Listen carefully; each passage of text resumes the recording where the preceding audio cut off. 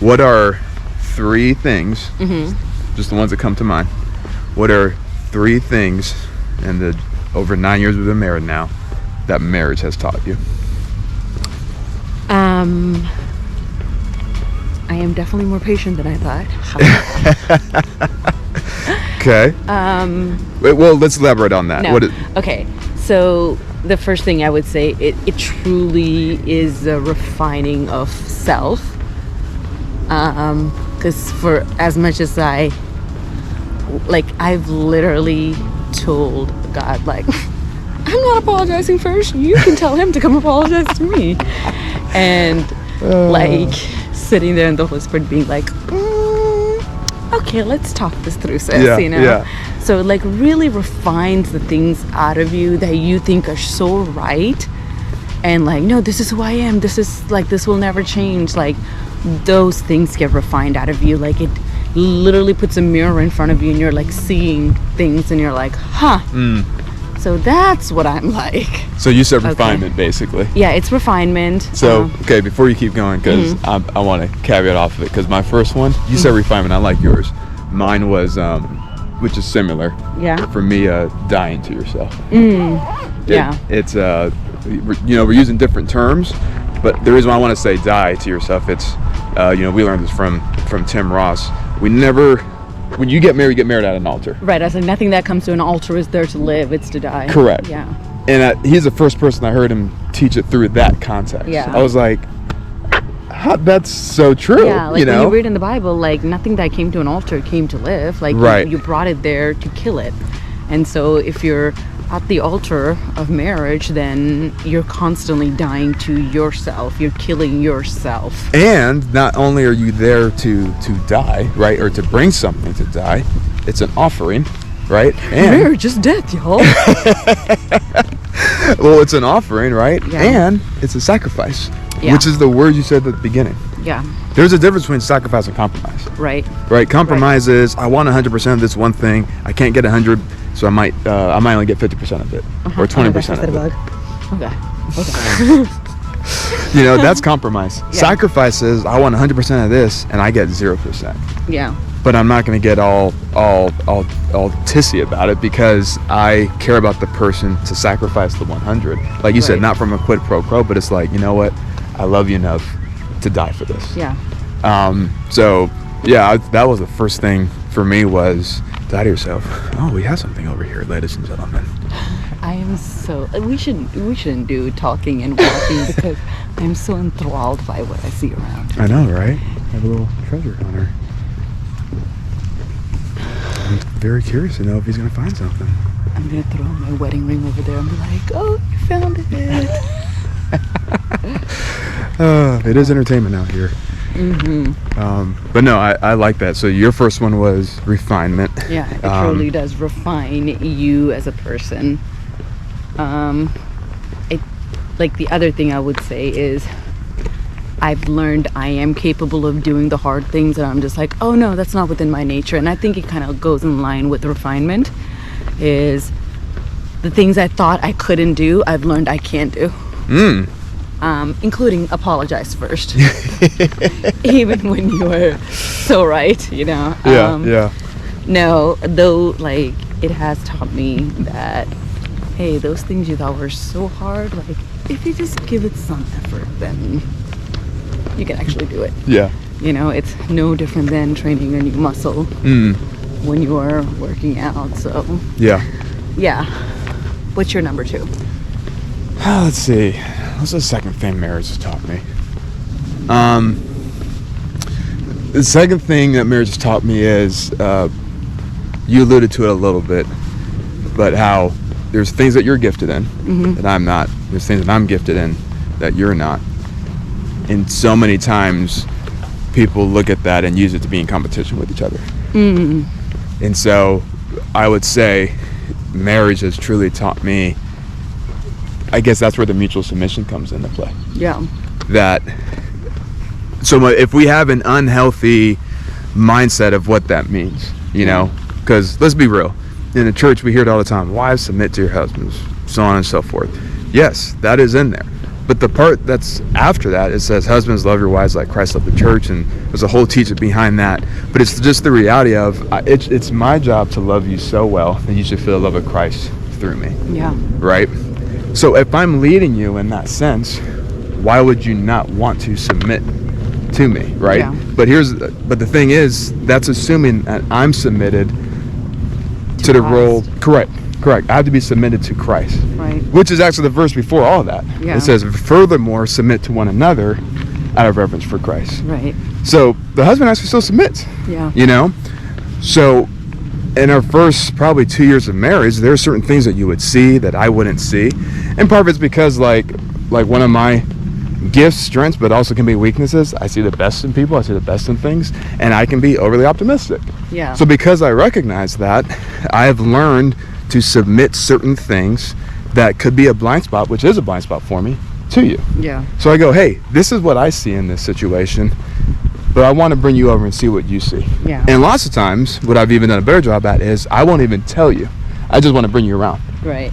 And after, because I don't want to unintentionally shape, a perspective on something. Right. I just want you to come in cold turkey. Right. Right. And so when you say something, I'm like, oh, there's a thought that I hadn't had before. Yeah. And many times you're spot on. Yeah. To which I find myself going, oh, I'm so glad I listened to my wife. Yeah. That doesn't make me any less of a leader. That doesn't make me that doesn't question my ability to lead you, simply because I'm inviting you into a process of something that you might have some perspective or foresight on in an area that I don't. Yeah. And honestly, like what it does is it helps you from having to go through extra steps of pain. Yes. Because you're like, well, my wife thought XYZ, but I'm still going to do it anyways. Mm-hmm. And then You just gave me my third one. Go ahead. And just it brings you into a space where you like, you often hear people are like, oh, marriage is hard, and I'm like, I think you make it harder than it needs to be certain times, because you don't want to die to yourself and your ideas of what a relationship should be like, or what, things like that. And I'm by no means am I saying like sacrifice is not easy. So in that sense, marriage is not easy, but if you just take, like when I used to meet with people for like any kind of care, or like, I guess you could call it pastoral counseling. I don't know. Like, pastoral care. Yeah. Basically biblical counseling. Yeah. Yeah. Like the one thing I always used to do is I have 1 year listening to the person who's talking to me, and of the other year I am listening for the voice of the Holy Spirit. Yeah. Good. And I think having that same mentality is just like, hey, let me listen to what my spouse has to say, but also let me confirm this with the Holy Spirit, because when it's spot on, the Holy Spirit will confirm it. So, which leads me to my third thing, which is marriage can absolutely be fun when you're married to the right person and when you allow yourself just to have fun. Yeah. Again, not easy. Yeah. Not easy, because everything comes with its set of challenges. Like, so if I want to have summertime fine body, I have to make the sacrifice of giving up the Ferrero Rochers. There's so many sacrifices I do have to make for my body type specifically in order to achieve what it is that I want. But in the process of it, it's not an absolute drag either. So I look at it the same way for marriage as well. People are like, oh, we're so serious all the time. And it's like, man, like, we laugh all the time. Like, even over the stupidest things, Things. Like, what was it? I was filling out some paperwork the other day, and I see it, and I'm about to go in, and Mark's like, and I'm like looking at him like, I see it, and we just both busted out. Oh, because I was pointing at it in a way like you couldn't see it? Yeah, because you're like right there, and I'm like, sometimes our eyes be shot, y'all. I was like, I'm just trying to help. Like, you got it? You see it? and I'm like, I see it, and we just both looked at each other and busted out laughing. Well, the look you gave me was like, I will murder you if you don't stop. But she was also like, but you're right, I needed help. like, because there was a part of me that knew he was doing it to annoy me, and I was all like, okay, keep trying me. This WWJD is a little different. So. Oh man, that's funny. Okay. So you actually gave me 2. I'm gonna cheat. So I guess 4. So I guess it would lead me then to say this. My number 3 then would be, you have to be friends. Yeah. Like, and it's funny. This is something that just happened organically for us. So I do want to be clear and say this. We were pretty much best friends. Go check out our story. Pretty much. I'm not going to record that whole thing, but I was your only. but essentially, because it was so organic, I did not recognize how helpful that would be. Yeah. And you even said it just casually in, I guess, our vows/speech to each other during our reception. You know, after we got married, you said, "I'm really glad I married my best friend because I can talk to my best friend when my husband's pissing me off." Yeah. and it's true. You know, so one of the greatest gifts that marriage taught me was this isn't just your spouse. You know, so fellas, it's not just your wife. Ladies, not just your husband. Like, this is truly my best friend. And friendship, that's probably the reason why it doesn't feel like there's been hard moments, of course, like anything. Yeah. But there's never been a patch where I've questioned, like, man, are we gonna make it? Right. Is it, once we said I do?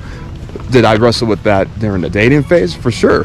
But ever since we said I do, I haven't had that because I know I have my best friend in my corner. Yeah. And so I would say that's one of the other greatest gifts is what marriage has taught me is the importance of growing your friendship and don't stop learning. The language I use is when you think about a vacation, like your favorite vacation you've ever taken. Yeah. And you come back home and people ask, how was it? You try to tell them about it. You show them pictures. You show them videos, and it gets to a point where you can show them the pictures, you can show them the videos, you can describe it. Yep, Turks and Caicos for us. You can describe as best you can, but it gets to a point where you say, what? You just had to be there. Here's what you're saying. You had to experience it. And so essentially, like, the gift of when you take time to, like, really pour into the friendship of your marriage, you're not so much trying to force something to happen. Friendship makes you experience it for what it is. Right. So I'm not trying to remember facts of Turks and Caicos. Yeah. I'm not trying to give this presentation of something. I got to experience it. Yeah. Because I experienced it, there's this personal connection with it. Right. So I would just encourage anybody, don't forget to experience your spouse just for who they are. We do walks like this because it gets us out of the house, and for some reason we naturally just focus on each other and conversation just comes up. Y'all, thank you so much for tuning in. If you want to see more clips, check out over here. Want to see full whole episodes, check out over here. Otherwise, we will catch you guys on the next one. Have a great day.